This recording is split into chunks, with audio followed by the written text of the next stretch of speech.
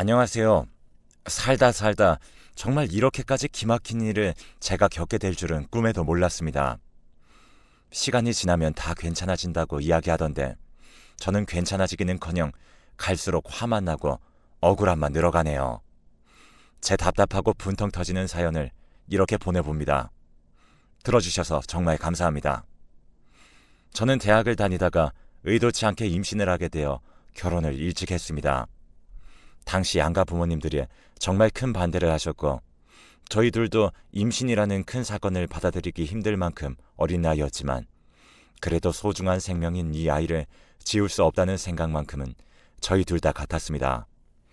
그래서 부모님의 반대를 무릅쓰고 결혼을 하게 되었고 아이를 낳아서 키우게 되었답니다. 아이를 키운다는 일이 생각보다 너무 많이 힘들었지만 그래도 하루가 다르게 커가는 아이를 보면서 흐뭇하기도 했고 모든 고생들이 다 치유받는 듯한 느낌이 들기도 했습니다. 그리고 육아 카페 등에서 만나게 된 사람들이 해주시는 말이 나이가 어릴 때 고생해서 아이를 키워놓는 것도 나이 들어서 정말 좋다고들 하셨어요. 저희 부부는 그런 말들의 위로를 받으며 또 아이가 커가는 모습에 큰 기쁨을 느끼며 저희의 젊음을 바쳤습니다. 저희가 잘 사는 모습을 보니 양가 부모님들도 서서히 마음을 열어주셨어요. 점점 더 살갑게 대해주셨고 무엇보다 손녀딸을 보고 싶어 하셨죠. 상황이 조금씩은 좋아지는 듯해서 정말 다행이었습니다. 하지만 그런 행복도 그리 길게 가진 못했어요. 저희 딸아이가 유치원에 들어가던 무렵, 그러니까 딸아이가 7살이 되던 해 저희 남편이 일터에서 큰 사고를 당하게 되었습니다. 저희 남편은 쉽게 말해 노가다를 해왔습니다. 어린 나이에 대학을 다니다가 가장이 된 터라 남편이 당장 할 수 있는 일은 노가다뿐이었고 매일 밤낮 없이 열심히 일해준 덕분에 저희는 아이를 키워나갈 수 있었죠. 그러다가 남편이 높은 곳에서 추락하는 사고를 당하게 되었고 저희의 행복은 그렇게 무너졌습니다. 시부모님은 저에게 남편을 죽일 팔자에 며느리가 들어온 것이라며 막말과 욕설을 퍼부으셨어요. 저희 부모님도 변변하지 못한 일자리를 가지고 있던 제 남편을 마음에 들어하진 않으셨는데 이제 몸도 성하지 못하다며 더 못마땅한 눈치를 주셨죠. 하지만 저는 그런 양가 부모님의 따가운 시선과 상처되는 말들보다는 당장 저와 저희 딸의 생계가 너무 걱정되었습니다. 남편의 병간호에만 집중하기엔 아이가 아직 너무 어렸고 아이만 보살피기엔 남편의 증세가 갈수록 악화되었거든요. 그리고 당장 저희 가족의 생활비가 끊긴 상황이었기 때문에 저도 일을 시작했어야 했죠. 아이가 유치원에 가 있을 때는 식당에서 주방 일을 하였고 아이가 마치면 아이를 데리고 함께 남편의 병원에 가서 병간호를 했습니다. 아이 저녁 먹어야 할 때쯤 집으로 돌아와서 밀린 집안일을 하고 아이를 재우고서야 다시 남편의 병원으로 돌아가 남편 병간호를 마저 하곤 하였죠. 그리고 저도 쪽잠을 자고 다시 아이 아침을 챙겨주고 유치원에 보내고 일을 나가곤 하였습니다. 이런 삶을 한 3개월 넘게 반복하다 보니 저도 정말 지치더라고요. 이 모든 것들이 다 원망스러워질 만큼 너무 많이 힘들고 지쳤습니다. 하지만 아이를 봐서라도 제가 무너질 수는 없었어요. 남편이 어서 깨어나서 빠르게 회복해주기만을 바랄 수밖에 없었죠. 그치만 남편은 의식을 차리고 깨어날 기미가 없었습니다. 그러한 삶이 1년이 지나고 2년째에 달해가자 저도 포기를 하고 싶어졌죠. 초등학교 저학년이 된 아이도 점점 사고하는 능력이 커져서인지 저희 가족의 가난한 삶과 저의 불규칙하고 여유 없는 삶에 불만을 가지게 된 것 같아 보였습니다. 사달라고 하는 것도 많아졌고 제게 서운해하는 것도 많아졌죠. 딸아이마저도 마음대로 되지 않자 저는 정말 다 버리고 포기하고 싶다는 마음이 들곤 했습니다. 하지만 부모님 반대를 무릅쓰고 했던 결혼이었기 때문에 부모님 댁에 들어갈 수도 없는 노릇이었어요. 남편과 포기하고 딸아이만 키울까도 많이 고민해 보았지만 저희 둘을 위해 고생하다가 이렇게 아프게 된 남편을 버리면 정말 천벌을 받을 것 같다는 생각이 들더군요. 그리고 내가 힘들어서 이런 생각까지 하게 됐다는 죄책감도 느끼곤 하였습니다. 저는 남편이 깨어날 때까지는 이 힘든 삶을 버티는 것밖에 할 수 있는 게 없었어요. 그러던 어느 날 갑작스럽게 병원에서 연락이 왔습니다. 남편의 의식이 돌아왔다는 연락이었죠. 저는 세상에 있는 온 신들께 다 감사하다는 말씀을 드리면서 간절한 마음으로 병원으로 향했습니다. 남편은 정말로 눈을 뜨고 손가락을 움직일 수 있는 정도까지 회복되어 있었으며 점점 더 노력하고 재활치료를 받으면 의식을 더 되찾을 수 있다더군요. 남편은 잘 이겨내고 있었어요. 너무나도 감사한 일이었고 그날 밤 남편의 손을 붙잡고 얼마나 울었는지 모릅니다. 그 이후로 저희 딸아이가 초등학교를 졸업할 때까지 거의 4년, 5년 동안 저는 남편의 재활치료에만 전념했어요. 낮에 일하며 번 돈의 대부분을 남편의 병원비로 사용하였고 정말 아끼고 아껴 남은 돈 일부를 생활비로 사용하였죠. 너무 힘들게 남편의 병간호를 해냈습니다. 그렇게 결국 저희 딸아이가 중학교에 입학하던 해 남편은 완전히 회복할 수 있었어요. 조금 느리긴 했지만 걸을 수도 있었고 말도 할 수 있었으며 보통의 정상적인 사람들과 다를 것 없는 삶을 살 수 있게 되었습니다. 저는 남편이 일해서 돈을 벌어다 주는 것은 바라지도 않았고 집에서 아이를 봐주며 재활에 힘써주는 것만 해준다면 바랄 게 없었어요. 아이를 돌봐줄 수 있는 남편이 다시 건강해졌다는 것만으로도 너무 든든하고 큰 힘이 되었습니다. 저는 일을 늘리게 되었고 낮에는 여전히 식당 일을 했고 밤에는 저희 집 근처에 있는 술집에서 주방 일을 했어요. 하지만 그렇게 투잡을 뛰는 저를 걱정할까봐 남편에게는 자세하게 말하지 않았습니다. 그냥 친구가 일하는 회사에서 일한다고 이야기했고 지인을 도와주는 일이기도 하고 돈이 급하다고 하니 일을 많이 주어서 밤까지 일한다고 대충 둘러댔습니다. 남편은 그런 줄 알고 있었고 아이를 돌봐주는데 최선을 다해주었죠. 아니, 최선을 다하는 줄로만 알고 있었습니다. 어느 날 갑자기 아이가 제게 전화가 오더라고요. 아빠가 오늘 밤에 들어오지 않았는데 그러려니 하려다가 아빠 몸이 안 좋은 편이니까 혹시라도 무슨 일이 생길 수도 있으니 걱정돼서 제게 알린다고 했죠. 술집에서 한창 바쁘게 일을 하고 있던 새벽이었지만 아이의 전화를 받고는 일이 하나도 손에 잡히지 않았습니다. 그래서 사장님께 말씀을 드리고 조금 일찍 퇴근하여 집으로 갔어요. 그런데 집 앞 벤치에 앉아있는 남편을 발견했습니다. 뭐 하냐고 물으니 집이 너무 답답해서 산책을 했다고 말하더군요. 아이한테 전화가 왔는데 아까부터 집에 안 들어가고 산책을 한 거냐고 되물으니 맞다고 했습니다. 저는 조금 수상함을 느꼈지만 재활을 위해서 많이 걸었구나, 많이 답답했구나 정도로만 생각하고 넘겼죠. 새벽인 시간에 남편과 함께 집으로 들어갔고 저는 다음날 일찍 오전 식당 출근을 위해서 또 곧바로 잠에 들었습니다.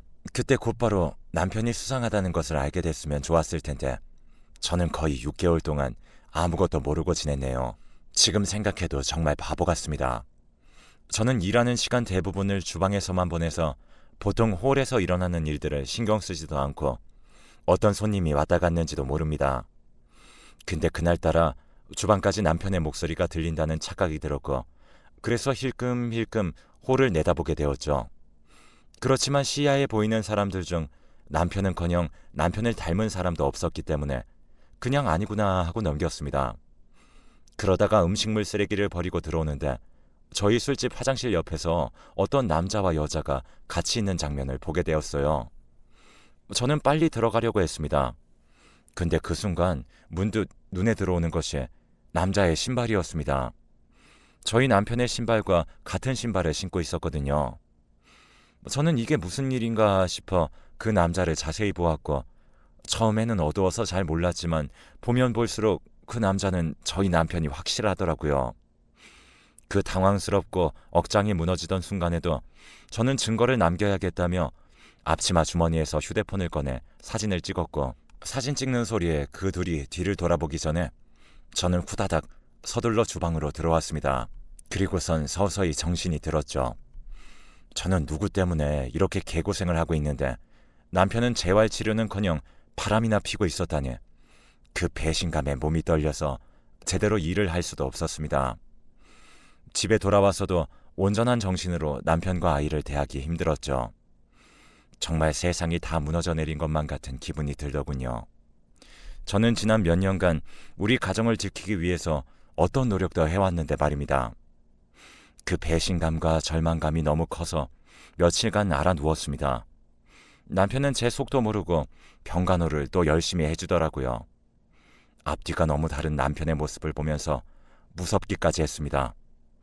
며칠을 누워만 있으며 아프다 보니 갑자기 정신이 딱 들더군요.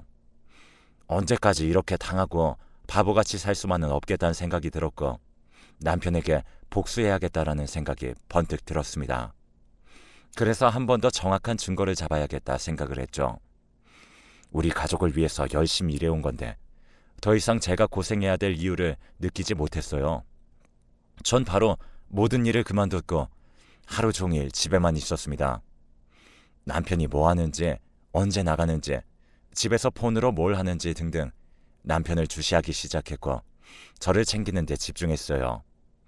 살면서 진짜 거의 몇십 년 만에 처음으로 저를 위해서 휴식을 하면서 하루를 채운다는 게 너무 오랜만의 일이라서 낯설기도 했지만 마냥 좋기도 했습니다. 남편의 바람으로 인해 괴롭기도 했지만 새 삶을 찾게 될 수 있을 것만 같단 조그마한 기대감도 가질 수 있게 되었죠. 그렇게 집에서 머물며 남편의 바람 정황을 잡기 위해 노력했던 저는 드디어 정확한 증거를 잡을 수 있게 되었습니다. 남편의 바람 상대는 남편의 재활치료사였거든요. 남편의 사진첩과 문자, 메신저 대화 내용을 통해서 다 알 수 있게 되었죠. 전 그 모든 것들을 다 사진으로 찍어 증거로 남겼습니다. 그렇게 모은 증거를 토대로 남편에게 이혼 서류를 내밀었어요. 처음엔 아니라고 끝까지 우기더니 제가 모든 사진들을 보여주니까 그제서야 인정을 하더라고요. 몸이 낫고 나니 못 해본 것들을 다 해보고 싶단 욕심이 들었고 재활치료를 하는 동안 너무 힘들었는데 힘이 되어주는 사람이 그 사람이어서 마음이 갔다고 했죠. 정말 기가 막힐 노릇이었어요. 재활치료를 받아 불륜을 저지르다니요. 남편 병원 비용부터 재활 비용까지 다 부담해내기 위해서 밤낮 없이 일한 건 저인데 말입니다. 저는 남편과 싸울 힘도 없었고 그냥 순순히 이혼을 해달라고 했습니다. 거의 평생을 혼자 벌어서 아이도 혼자 키워왔으니 아이도 제가 데려가겠다고 했죠. 대신 네가 바람펴서 이혼하게 된 것이니 나도 양육비나 위자료는 받아야겠다고 당당하게 요구했습니다. 남편은 내가 돈이 어딨냐며 제게 사정하기 시작했지만 전 단호하게 없으면 벌어서라도 내놓으라고 했죠. 바람필 몸은 있고 돈 벌 몸은 없는 게 말이 되냐며 엄청 화를 냈습니다. 남편은 결국 순순히 이혼을 해주더라고요. 한 달에 조금씩 양육비를 보내옵니다. 저는 남편의 바람을 알게 된 직후는 조금 힘들었지만 시간이 흐를수록 이혼을 한 게 나쁘진 않다는 생각이 들더군요. 그렇게 저도 아이도 빠르게 회복해가고 있었죠. 일을 그만뒀었던 식당에서도 다시 연락이 와서 곧바로 다시 일을 하게 되었습니다. 식당에서 저만큼 일 잘하는 사람이 없다며 다시 일 구할 생각이 있을 때 연락 달라고 전화가 왔고 저는 냉큼 하겠다고 했습니다. 주방에서 일을 하게 될 줄 알았는데 제가 일을 그만두게 된 사정을 들으신 사장님께서는 제게 새로 오픈하게 될 식당의 매니저 역할을 맡아달라고 했어요. 주방과 홀 전체를 관리하고 담당하는 매니저로 직원 채용이나 급여 관리도 제게 맡기겠다고 하셨죠. 주방에서 일하는 동안 사장님이랑 부쩍 가까워졌었고 꾀도 안 부리고 열심히 일하는 제 모습을 엄청 긍정적으로 보셨더라고요. 그래서 전 좋은 기회로 새로 오픈하게 된 식당의 매니저 역할을 맡을 수 있게 된 겁니다. 급여도 상당히 많이 받게 되어 저의 생활은 날이 갈수록 결혼 생활을 할 때보다 훨씬 더 풍족해져 갔어요. 그러던 어느 날 저희 식당에 손님들이 몰려왔던 날이 있었습니다. 장사가 잘 되는 편이었기에 이런 날들이 꽤 자주 있었죠. 저는 당황하지 않고 열심히 일을 했습니다. 매니저인 저는 홀에 있다가 주방에 있다가 왔다 갔다 하며 일을 도와줍니다. 당연히 손님이 몰린 홀로 나가게 되었죠. 그런데 아니 이게 무슨 일인지 전 남편이 무리를 지어서 제가 일하는 식당에 온 게 아니겠습니까? 저는 너무 어이가 없었지만 한편으로는 매니저로 잘 살고 있는 모습을 보이게 되어 좋기도 했어요. 그런데 남편 옆에 붙어있는 여자를 보니까 그때 바람이 났었던 재활치료사가 아니라 다른 여자더라고요. 무슨 사정이 있었던 건지 궁금했지만 이제 남남이니 굳이 묻는 것도 궁금해하는 것도 이상한 것 같아서 그냥 말았습니다. 다 먹고 계산을 하고 나갈 때쯤 전 남편이 저를 슬쩍 부르더니 식당을 차린 거냐고 물어보더군요. 저는 굳이 아니다, 그냥 매니저일 뿐이다 라고 솔직하게 말해줄 필요성도 못 느꼈고, 그렇다고 거짓말을 하긴 싫어서 너가 상관할 바는 아니지 않아? 예전처럼 주방 이모로 일하는 건 아니니까 네 앞가림이나 잘해 라고 말했어요. 그래서인지 전 남편은 제가 이 식당의 주인이라고 생각했던 것 같습니다. 언제부턴가 갑자기 저보고 이혼하고 너무 후회돼. 그 사람이랑도 헤어지고 지금은 등산만 다니면서 살아 라며 줄곧 저를 그리워해왔다고 싹싹 빌기 시작했어요. 처음엔 내가 예전보다 잘 살아 보이니까 괜히 저렇게 이야기하는가 보다 라고 생각했는데, 꾸준히 사과하는 모습을 보고 진심으로 제게 미안해하는 것 같았고, 실제로 그때 바람폈던 재활치료사와 같이 오지도 않았으며 반성을 많이 하고 있단 말을 자주 하길래 결국 전 남편을 용서하기로 했어요. 그 후로 저희는 점점 더 자주 연락하게 되었고, 저도 그냥 즐기려는 가벼운 만남으로 전 남편을 다시 만나곤 했습니다. 가볍게 밥을 먹거나 영화를 보는 등 늙은 나이였지만 할 수 있는 소소한 데이트들을 하며 시간을 보내곤 했죠. 한때 같이 살던 사이였어서 그런지 서로가 뭘 싫어하는지도 잘 알아서 데이트할 때 딱히 피곤해지거나 어려워지는 상황도 거의 없었습니다. 저는 일과 사랑 사이의 균형을 찾은 것처럼 만족스러운 생활이었죠. 그렇지만 그 행복마저도 오래가지 않았습니다.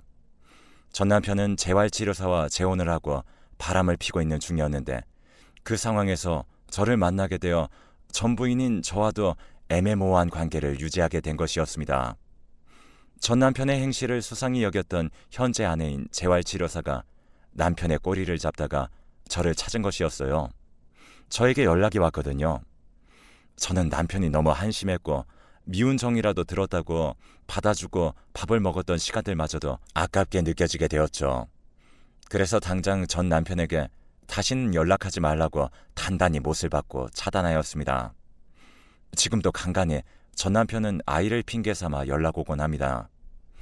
아이에게 직접 연락을 할 때도 있는 것 같더라고요.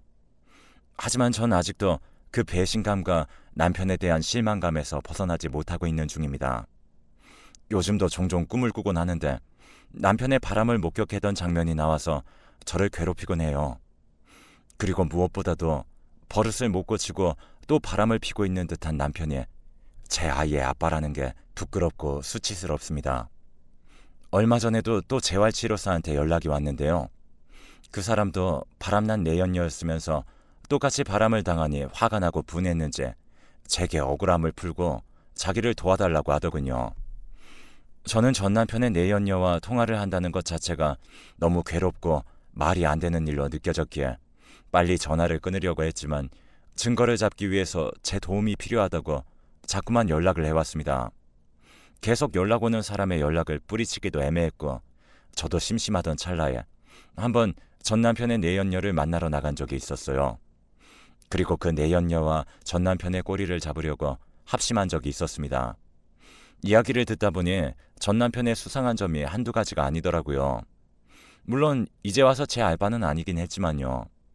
그래도 과거에 전 남편에게 당했던 억울한 것들이 막 떠오르면서 남편이 제대로 된 제값을 치르길 바라는 마음이 점점 커졌습니다. 솔직히 복수하고 싶었던 마음이 진짜 컸죠. 그래서 전 남편의 내연녀였던 재활치료사와 합심해서 지금의 남편의 불륜 현장을 잡기 위해 노력했습니다. 일단 제가 먼저 만나는 사람이 생겼다고 전 남편에게 연락을 했죠. 이전에 종종 밥을 먹기도 했던 터라 전 남편은 별다른 의심 없이 제 연락을 받아주더라고요. 그리고 제가 지금 만나는 사람이나 같이 사는 사람이 있으면 데리고 나와서 더블 데이트를 하자고 권했습니다. 제가 재활치료사랑 아직 같이 사는지 아닌지는 모를 것이었기 때문에 미끼를 던져본 것이었어요. 재활치료사에게 말하고 같이 나오면 본전이었지만 아닐 수도 있겠다는 생각을 했죠. 이 모든 과정을 재활치료사와 저는 공유했습니다. 그리고 더블 데이트를 하기로 했던 날 전 남편은 정말 충격적이게도 현 아내였던 재활치료사가 아닌 다른 여자를 데리고 약속 장소에 등장하더라고요.